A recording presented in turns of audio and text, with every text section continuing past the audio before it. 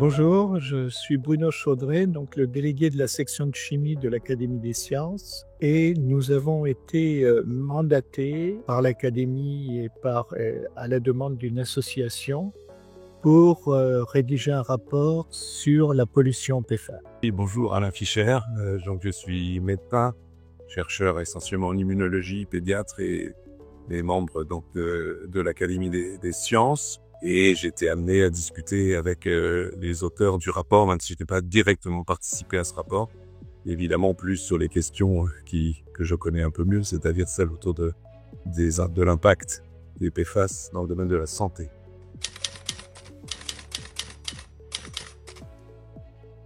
L'Académie a été saisie par une association lyonnaise qui s'inquiétait de la présence de ces molécules perfluorées dans l'eau potable au niveau de Lyon. Et nous avons donc entrepris de nous y intéresser aussi. Vous savez tous sans doute que ces molécules fluorées sont qualifiées de polluants éternels.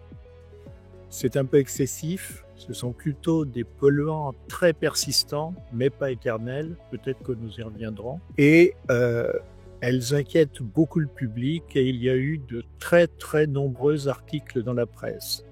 Donc il nous semblait important de donner le point de vue de l'Académie des sciences sur ce problème.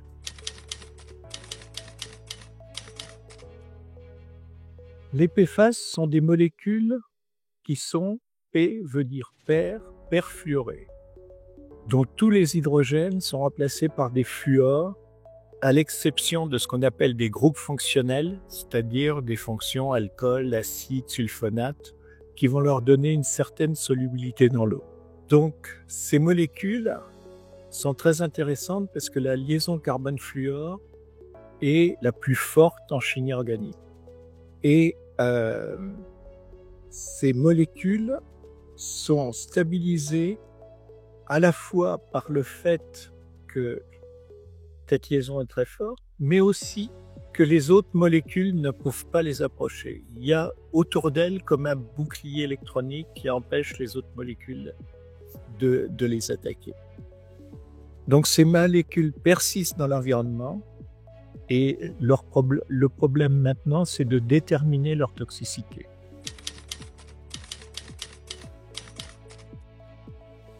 Le danger des PFAS est très mal connu. Il y a très très peu d'études toxicologiques. Il y a un PFAS, le perfluoroacide octanoïque, qui est classé cancérigène. Pour la plupart des autres, ou pour tous les autres, soit leur toxicité n'est pas connue, soit il n'y a pas de preuve à l'heure actuelle de leur toxicité. Il est donc urgent d'entreprendre des études systématiques de la toxicité des PFAS. Il y a un point à signaler, c'est que les PFAS ne sont pas une molécule ou une dizaine de molécules, mais qu'on compte 12 000 PFAS. Étudier la toxicité de 12 000 PFAS est pour l'instant, on va le dire, impossible. Donc il faut s'intéresser aux PFAS les plus communs, tout en sachant qu'il y a d'autres molécules qui sont présentes.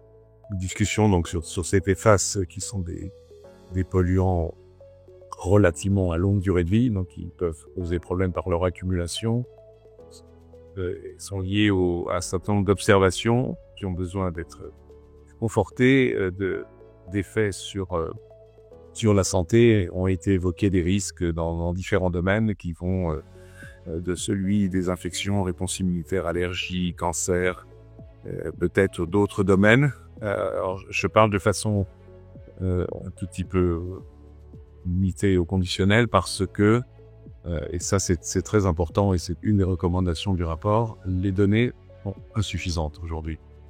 Elles sont insuffisantes tant sur un plan, je qualifierais d'épidémiologique, c'est-à-dire de préciser le degré de risque, ce qui n'est pas très facile, parce qu'il y a beaucoup de PFAS, et puis quand on est exposé aux PFAS, mais on peut être exposé aussi à d'autres polluants, et on sait qu'il y a un certain nombre d'autres polluants qui sont probablement plus toxiques que les PFAS. Mais il y a besoin donc d'études épidémiologiques qui précisent l'impact des PFAS en santé. et puis d'études, je dirais, physiopathologiques, mécanistiques, donc d'essayer de comprendre comment les PFAS peuvent interagir avec les différents tissus et avoir un impact.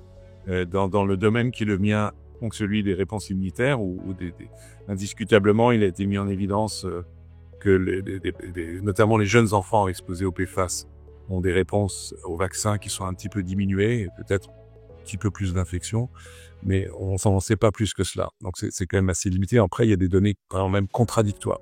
Certains papiers scientifiques disent que ça provoque un excès d'allergie, de maladie allergique, et d'autres papiers l'inverse.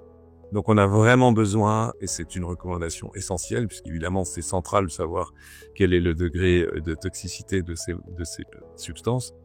On a besoin d'études approfondies, d'une recherche qui précise, tant sur le plan, je répète, épidémiologique que mécanistique, l'impact réel en santé de ces PFAS, dont l'impression générale est qu'ils sont moins toxiques que certains agents qu'on connaît très bien depuis longtemps, le benzène par exemple, qui est fort cancérigène, et d'autres.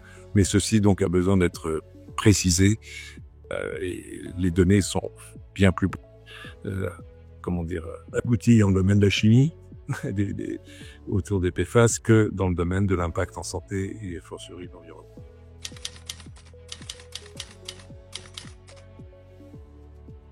Donc l'Académie des sciences a sorti un rapport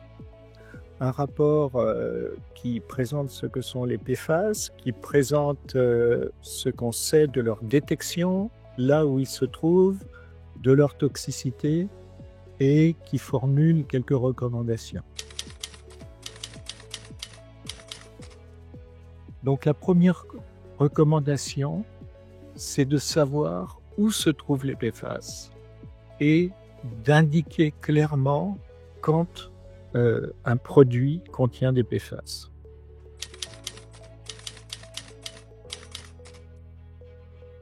Donc, il faut qu'on intensifie la recherche sur la détection des PFAS, la caractérisation et surtout la toxicité des PFAS.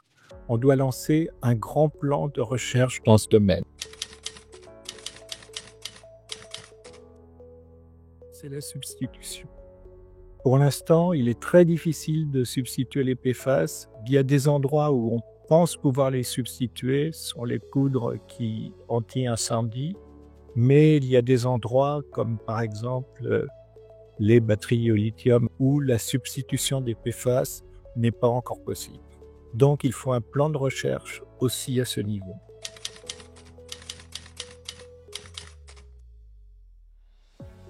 Enfin, la dernière recommandation, c'est de travailler sur la remédiation, c'est-à-dire comment on se débarrasse des PFAS. Comme je l'ai dit au début, ce sont des molécules qui sont extrêmement stables, donc il est très difficile de s'en débarrasser.